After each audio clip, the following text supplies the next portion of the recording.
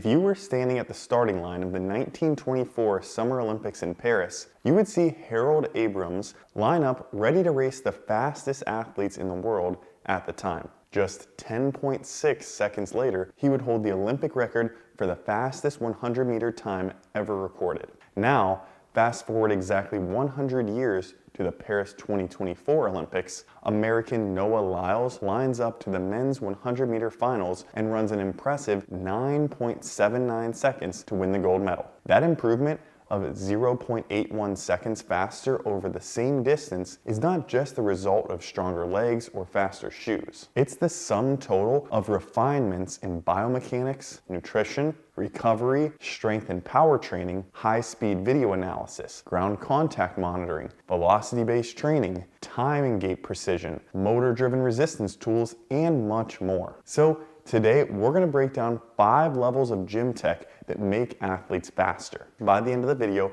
you'll have a sharper coaching eye, a better understanding of how technology measures performance, and a clear roadmap for how to layer these techniques into your own athlete training system. Let's go ahead and start with level 1, video review. This is level 1 because it's very affordable and accessible to coaches all around the world. All you need is a smartphone. But for video review to be useful, you do need to know what to look for. So let's cover 3 key areas to evaluate speed and plyometric training, and that is projection, posture, and rhythm. Projection is the direction and angle that an athlete applies force into the ground. During speed and plyometric training, good projection means that the athlete is driving force in the right direction for the movement goal. We can evaluate this using things like torso and shin angles. Let's take this sprint start as a specific example. To sprint effectively, an athlete should be able to get extension in the right places. For example, full extension at the shoulder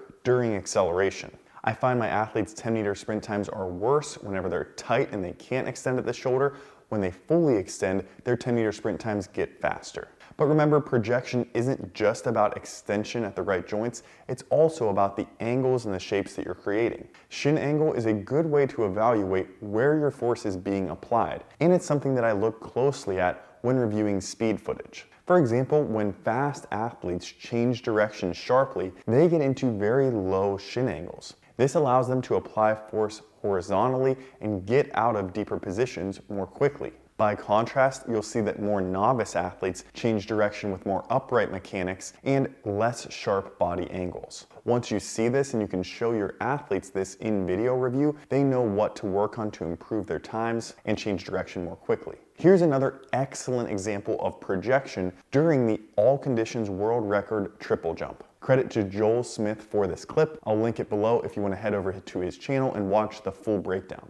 I think he does a great job of explaining things like thigh separation and how important it is to get the front knee forward while actively driving the back leg into hip extension. Not only is it important to get to these angles, but to actively drive down that front leg and be active on ground contact. You can see full shoulder extension here, as well as proper timing of the arm swing with ground contact. Now, chances are your athletes aren't going to look like this world record triple jumper. They're going to be more tight, less coordinated, and less smooth. But these are all things that we can notice and begin to coach. Okay, second thing to look for during video review is posture. This is how we find energy leaks and inefficiency. The simplest way to think about this is looking at an athlete from the side. Now imagine pushing down on the athlete's head. Is the athlete stiff with good posture where they can absorb that force and have it go directly into the ground? Or does this compress the athlete, causing the back to round,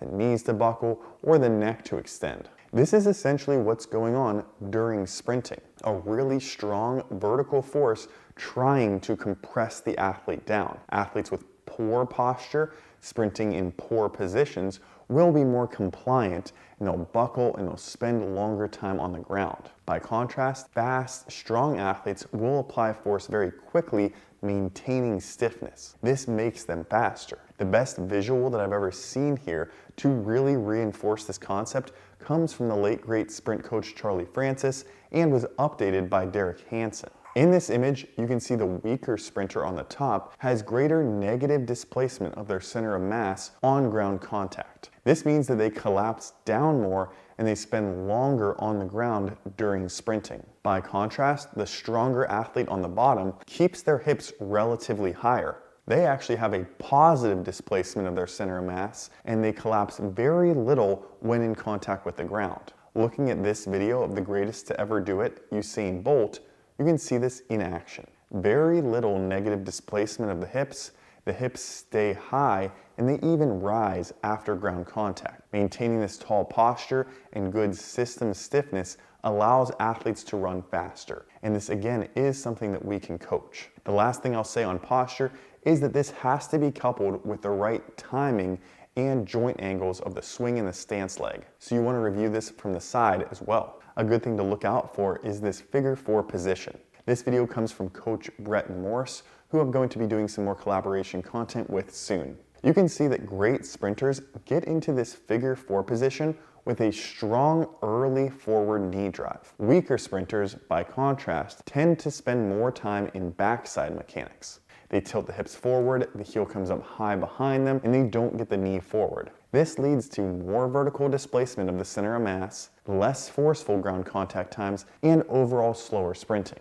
This is why we do speed drills to reinforce tall mechanics, good strong knee drive, and posture. And that's what leads to elite system stiffness and speed over time. Okay, and the last aspect of technique that I look for when evaluating speed and plyometric training videos is rhythm. Rhythm is the timing and the coordination of your movement. It becomes increasingly important for change of direction and field sport athletes. When sprinting, good rhythm shows consistent stride frequency, quick ground contacts, and stride that naturally lengthens as velocity increases. With video review, you can identify hesitation between steps, asymmetrical ground contact, or excessive vertical oscillation.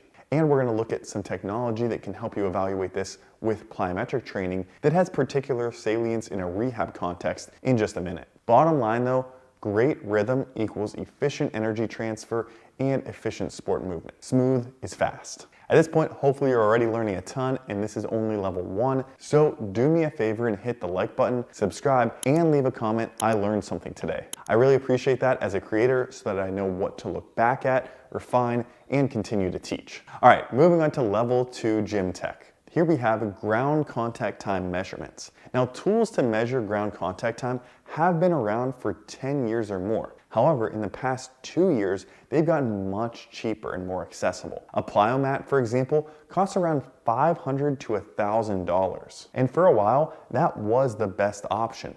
But recently that has changed. OVR Performance recently came out with a laser timing system called the OVR Jump that not only does everything that a plyomat does, but even more. Full disclosure, we do have an affiliate relationship with OVR. They provide us with a special discount code to share with you, and we get a commission that supports the channel if you decide to purchase through our link in the description. That said, I only recommend it because it is truly the best option on the market. It's affordable, easy to use, no subscription cost, and it gives reliable measurements of both ground contact time and flight time. The OVR jump allows you to easily track improvements in your vertical jump over time. You can also measure and track your reactive strength index. These are important metrics for athletes to improve.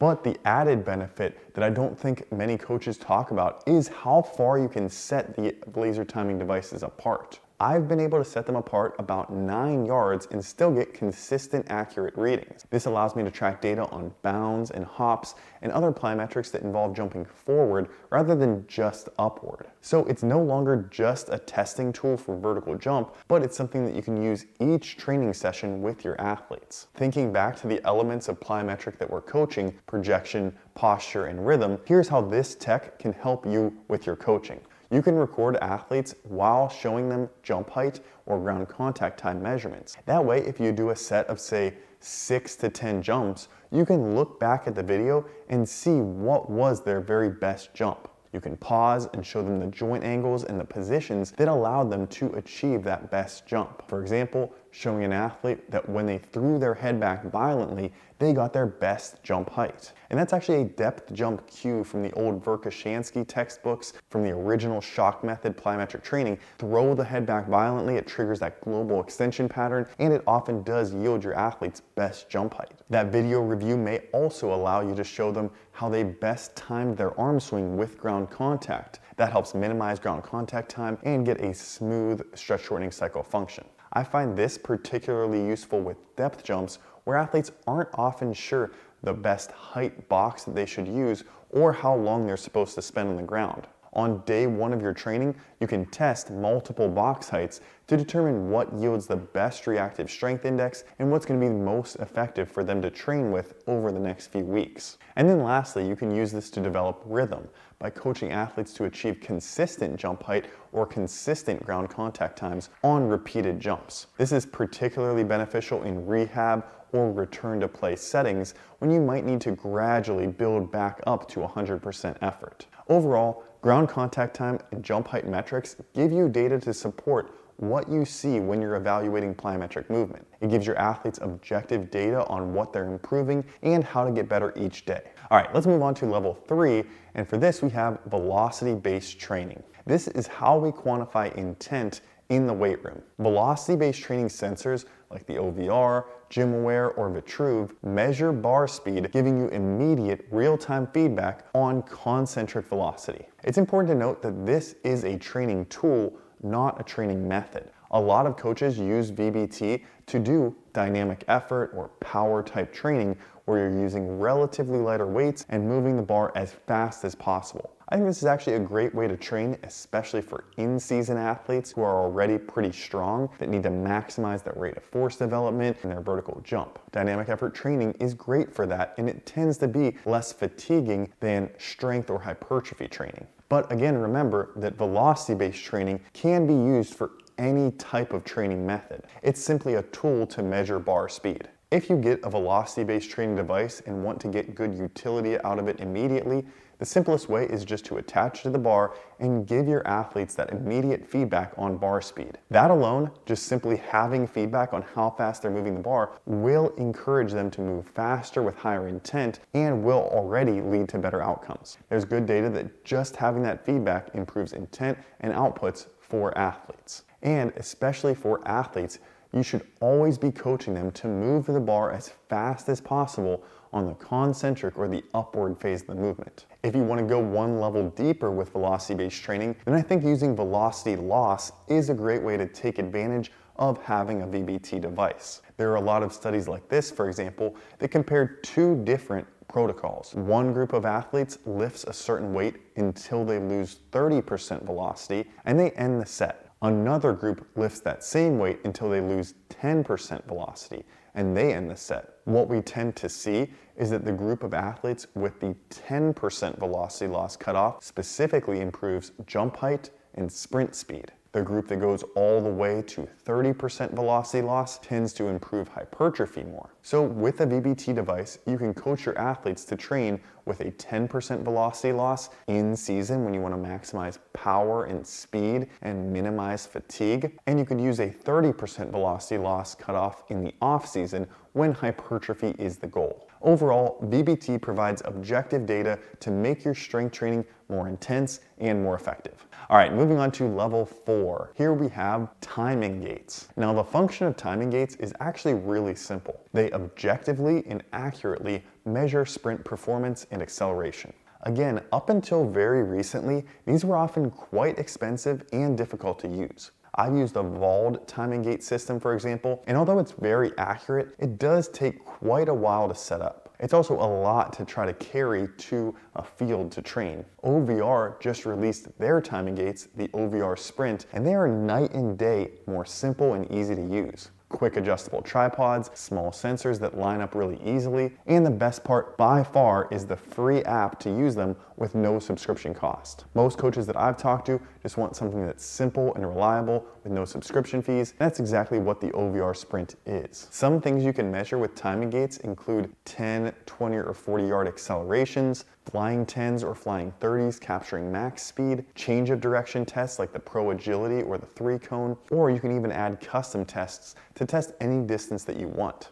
Timing precision is 0.001 seconds, which is critical for assessing improvements in speed, especially over short distances. I'll also add that again, this is useful not just for testing, but for training as well. When I have well-trained athletes training speed, for example, running 40s, I only want to do reps when they can be near their best times. If times start to drop below about 5% from their best, we're no longer effectively improving speed. For example, if I have a guy who can run a 4.6 and his times are slowing into the high 4.8s, it's time to shut it down. So acceleration and max velocity training are both more effective with timing gates, but then also conditioning as well. I haven't seen a lot of coaches post about this, but if you are doing repeated runs for conditioning, you can set these up over a long distance, like 50 yards, and have a target time that you're working on with specific rest intervals. Overall, everything about training with timing gates is more precise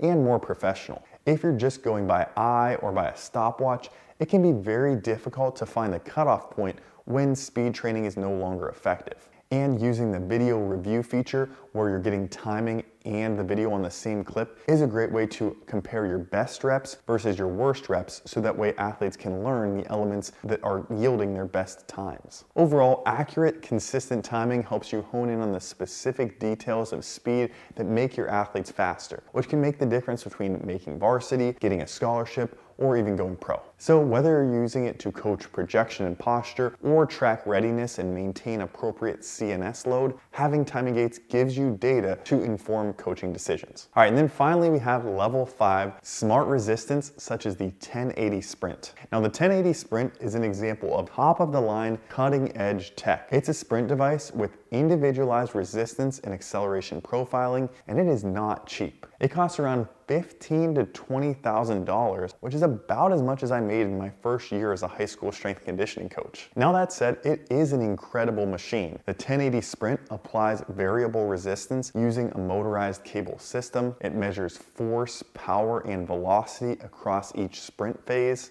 This allows for very precise overload and acceleration with heavy resistance around maybe 20 to 30% body weight, or even overspeed training at max velocity with light assistance. This is for very high-end speed training. You can even use it for profiling to determine the optimal load for each athlete. You can integrate the 1080 Sprint with video and timing gate data for complete athlete dashboards and profiles, and you can even enable velocity load curves for sprinting. This is basically the Formula 1 of performance tech, and some of the best coaches in the world are using it. I've enjoyed, for example, seeing what Les Spellman is doing with it in his NFL Combine prep and some of the data that's coming out of that. Over time though, I do expect other competitors like Beyond Power to enter this market, so hopefully this does become cheaper and more within reach for more coaches over time. Now with all this said, even the highest level athletes are still running up and down hills and doing basic video analysis and coaching. So whether you have this tech or not, tech really should support your coaching, not replace it. Even if all you have is your smartphone,